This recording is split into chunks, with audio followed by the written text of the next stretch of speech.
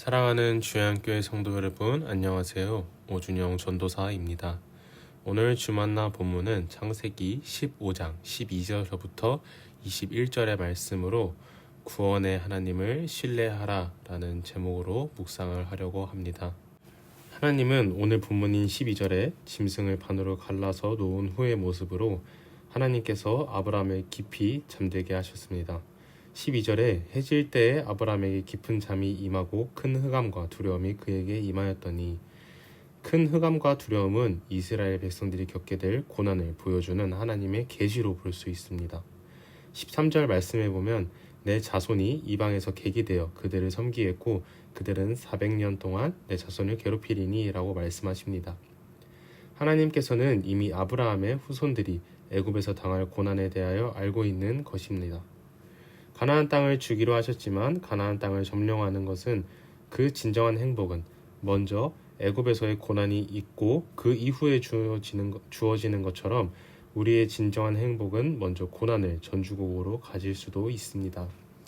하나님이 약속하신 가나안 땅은 하나님이 통치하시는 천국을 상징합니다. 반대로 이스라엘 백성이 나그네로 지내야 할 애굽은 세상을 상징하고 있습니다. 하나님의 언약의 백성들도 세상에서 나그네로 지내야 하는 기간이 있는데, 이 나그네의 삶은 그저 평안이 있는 것이 아니라 노예로 고통받게 되어 있다는 것입니다. 그 땅에 진정한 평안이 없더라는 것입니다. 애굽은 항상 양식이 있는 풍성한 땅입니다. 그런데 그곳에 자유가 없고 고통이 기다리고 있습니다. 마치 우리가 사는 이 세상처럼 우리는 이 세상 속에서 돈을 이용해 풍성함을 누릴 수 있고 행복을 누릴 수 있지만, 이런 세상에서는 참된 자유가 없습니다.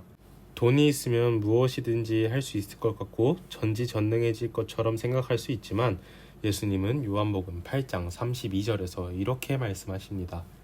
진리를 알지니 진리가 너희를 자유롭게 하리라. 진정한 자유는 진리에 있습니다. 그 진리이신 예수 그리스도 안에 있습니다.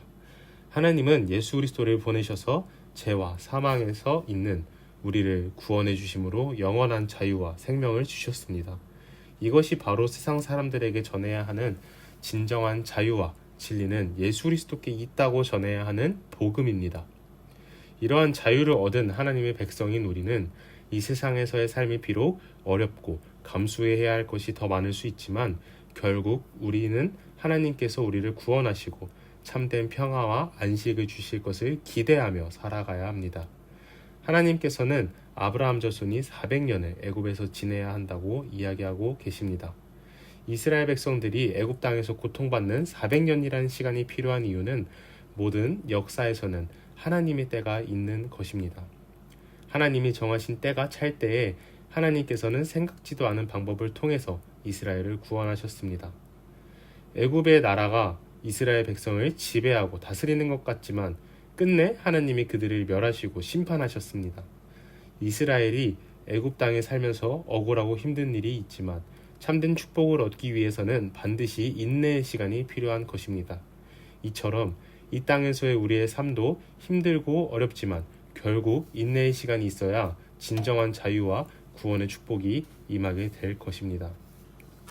하나님께서는 이런 하나님의 축복된 언약에 대한 성취의 증거로서 횃불 언약을 세우셨습니다. 17절에 해가 져서 어두울 때 연기나는 화로가 보이며 타는 횃불이 쪼갠 고기 사이로 지나가더라. 이런 횃불 언약의 놀라운 점은 쪼갠 고기 사이로 하나님만 지나가셨다는 것입니다. 이는 어떠한 협력도 아니고 조건도 아닌 그냥 아무런 대가와 노력 없이 하나님께서 인간에게 무조건적으로 주시는 긍휼의 언약이라는 것입니다. 또한 하나님께서 언약을 신실하게 지키실 것을 약속하고 계시는 것입니다. 18절에서부터 21절의 약속도 이스라엘 백성의 어리석음과 연약함에 불구하고 하나님은 아브라함과의 언약을 지키셨습니다. 마침내 솔로몬과 여로보암 2세 시대에 가나안 땅까지 인도해 주셨음을 우리는 알 수 있습니다. 마찬가지로 예수님이 십자가를 통한 새 언약의 백성이 된 우리 역시 예수님과 하나님이 맺으신 그 언약에 기초하여 우리를 저 영원한 천국으로 인도해 가실 것입니다. 그러나 그때까지 우리는 이 땅에 살아야 합니다. 이 땅에서 때로는 억울한 일을 당하기도 하고 때로는 고난을 당하기도 하지만 결코 좌절하거나 낙심하지 말아야 합니다. 주님이 다시 오실 그날까지 우리는 축복의 말씀을 기억하며 인내해야 합니다. 우리의 삶에 있는 고난, 역경, 질병이 영원한 것이 아닙니다. 교회가 세상으로부터 박해받고 고통받는 것 역시 영원한 것이 아닙니다. 결국 하나님께서는 반드시 회복하실 것입니다. 그 사실을 믿음으로 바라보며 믿음의 손조들과 같이 끝까지 믿음으로 승리하시기를 간절히 축복합니다.